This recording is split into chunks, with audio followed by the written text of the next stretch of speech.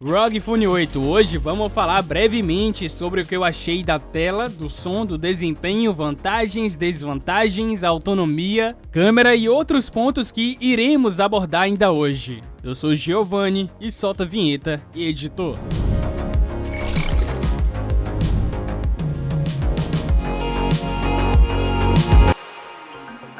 ROG Phone, tradicionalmente a linhagem de celulares mais famosas para os gamers mobile e uma das pioneiras após a Razer com o seu Razer Phone e a Nvidia com o Nvidia Shield. Mais famosa porque, diferente das outras marcas como a Nubia e a Shark, a ROG Phone é gerida por uma empresa que ataca múltiplos mercados geograficamente falando. E o que de fato faz o ROG Phone ser considerado hoje o smartphone mais potente da atualidade, liderando rankings de pontuação como AnTuTu, Geekbench e outros. Falando de Android, claro. Assim, resumidamente, é uma junção de dois fatores. O primeiro, ter o processador Snapdragon mais potente já lançado pela Qualcomm. E segundo, ter um software que permita que esse Snapdragon seja utilizado à margem do limite. Na minha perspectiva, a segunda vertente é mais importante que a primeira. Porque hoje, ter o Snapdragon 8 Gen 3, vários smartphones aí tem, como o S24 Ultra. Agora, conseguir domá-lo ao ponto de entregar tudo que ele tem a oferecer, aí já é um trabalho bem diferente. E vai na mesma direção da proposta. O ROG Phone tem essa proposta de entregar tudo que o Smart tem em questão de performance, já o S24 Ultra não tem. Portanto, não necessariamente faz falta pro S24, não é a proposta dele. Mas cara, realmente dá pra ver essa diferença na prática?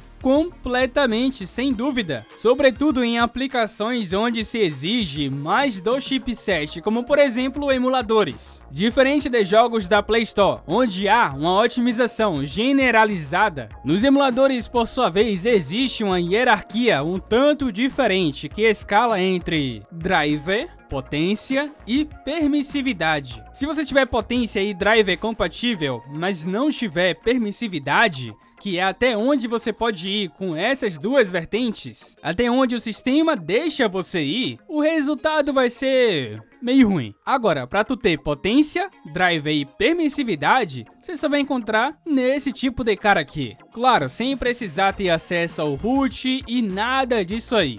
Tudo nativo. Já já a gente volta nesse assunto. Por outro lado, para rodar jogos mobile, ele simplesmente sobra. Em um Call of Duty Warzone hoje, que é um dos jogos mais pesados de se rodar no mobile pela Play Store, ele consegue cravar acima dos 100 FPS muito facilmente. É um absurdo de desempenho e a gente pode aumentá-lo ainda mais. Ele tem um espaço chamado Armory Create, que é uma central de configuração, por assim dizer, onde a gente pode configurar diversos parâmetros, incluindo o tanto de desempenho que esse cara pode oferecer para qualquer jogo. O modo X é o modo quase limite nesse aspecto, e temos o modo avançado. O modo avançado te permite mexer em parâmetros como CPU, GPU, I/O, RAM e até mesmo no armazenamento. É um modo dedicado para usuários hardcore, que sabem o que estão fazendo. Ou não. Aqui nós teremos um controle maior em relação ao governor, que é um conjunto de instruções de como deve se comportar o processador. Qual que será o clock base, qual que será o clock mínimo, qual que será o clock máximo, clock em idle, quantos núcleos iremos usar. E a principal configuração que vai ditar como isso aqui vai funcionar é a termal. A termal vai definir o seguinte: olha, se a gente tiver uma configuração de alto desempenho, quando chegarmos a uma temperatura um pouco maior, tipo 45 graus, eu vou dar uma freada aqui nesses clocks do processador para dar uma esfriada no menino.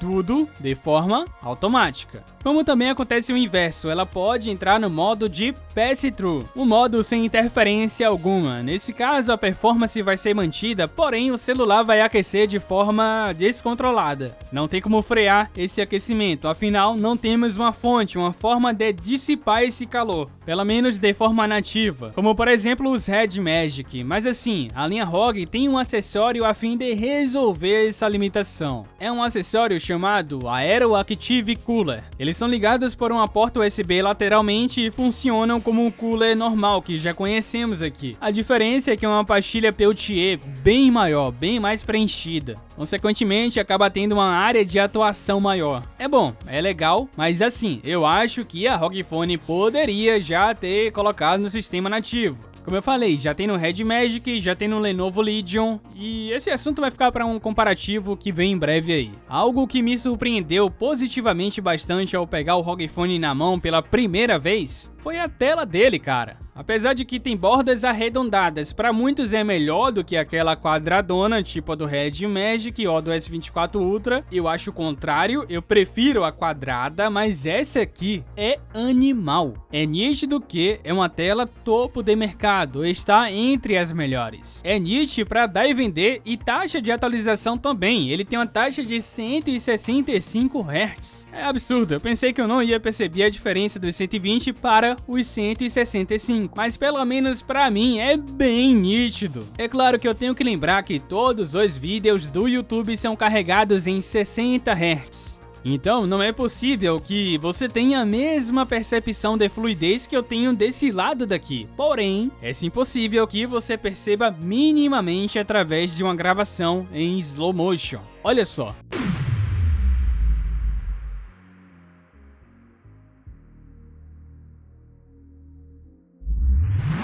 Consegue perceber de como que as transições acontecem de forma mais fluida, suave? Pois é, e a qualidade sonora desse cara, meu amigo, eu sempre ouvi falar muito bem da qualidade sonora dos ROG Phone, do ROG Ally, mas é aquilo, da mesma forma que não dá pra replicar a experiência da tela em sua totalidade por um vídeo do YouTube, a do som é pior ainda. Não tem como ter noção, não tem como mensurar a qualidade sonora desse cara por um vídeo. E só pra constar, tem um downgrade da versão 8 em paralelo à 7, porque as bordas são menores, então tiveram que diminuir o tamanho do alto-falante, e mesmo com esse downgrade, é absurdo. Se ele já é impressionante, imagina então como era o 7. Não é como se o ROG Phone fosse uma JBL X-Boom 3000 RMS, não é isso. O grande destaque pra mim é a clareza dos detalhes. É o quão nítido e vibrante o som dele é. Dá uma olhada aí nesse take pra vocês terem uma mínima ideia do que eu tô falando. Olha só.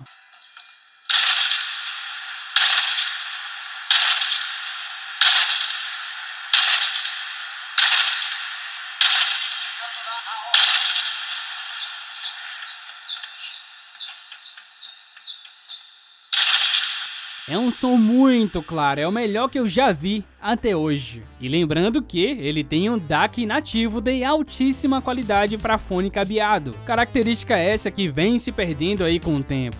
Voltando agora para o assunto da performance, que independente dos outros é o que mais importa em um celular que se considera gamer, nós temos realmente o que há de melhor e eu vou te mostrar agora. Ai Giovanni, mas o Dimensity 9300 Ultra tem pontuações melhores na CPU. Cara, então, para jogos mobile, os dois já alcançaram o Olimpo. Nenhum jogo hoje da Play Store oferece qualquer tipo de desafio para esses dois caras. Só que tem um outro lado, o lado da compatibilidade de drivers. E essa compatibilidade permite que o ROG Phone rode um jogo como GTA V, Red Dead Redemption, Resident Evil 3 Remake. Mas pera aí, você tá falando de jogar via streaming, né? Negativo, tô falando de jogar no celular. Se você não sabe, basicamente o Android foi baseado no Linux. E no Linux, a forma que encontraram de executar programas e jogos do Windows foi através de uma iniciativa chamada Wine. A Wine é uma camada de tradução onde ela converte, entre aspas, a arquitetura de programas e jogos do Windows que foram projetados, feitos para o Windows,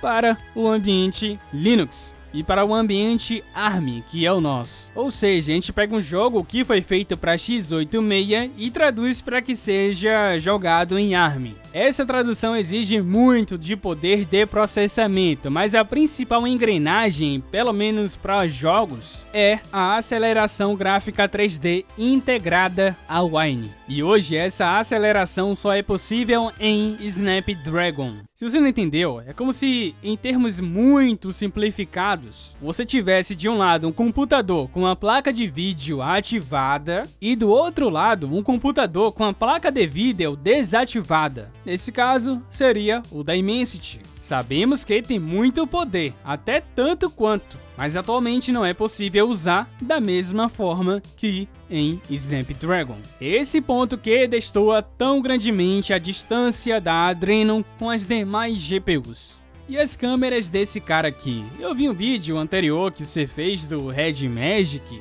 e você falou que celular game não é pra esperar muita coisa com câmera e tal. Então, comparado ao Red Magic, ele tem um conjunto melhor, principalmente na selfie. É um trabalho bom, temos até uma estabilização gimbal aqui, mas é aquilo, é uma qualidade ok. Não é o foco dele, então não dá pra esperar uma qualidade excelente, digna de S24 Ultra. Se você vende uma régua alta de câmera, tipo linha S da Samsung ou um iPhone talvez, você vai sentir na hora a diferença. E não é nem pelo sensor, ele tem um sensor muito bom, é mesmo em relação ao pós-processamento da imagem. Quer um exemplo? Olha essa foto dele do lado de uma do S22. Que foi lançado há muito tempo atrás. Consegue perceber como que o HDR é bem mais simples? O trabalho no contraste, nas altas e baixas luzes é muito inferior. Então, ele é ok, ele vai tirar a foto boa quando tiver muito iluminado. Fotografia essencialmente é luz. Se você estiver em um local desse aqui, não tem como sair ruim, né? Se sair ruim é sua culpa, cara. Porque é um cenário muito fácil de fazer um bom trabalho com o HDR. Mas enfim, no próximo episódio do ROG Phone aqui na Octo Squad, a gente vai fazer breves comparativos com o seu, para muitos, principal concorrente, o Red Magic. Quem você acha que vai levar melhor? Comenta aí, deixa o like, abraço e até o próximo vídeo. Fui!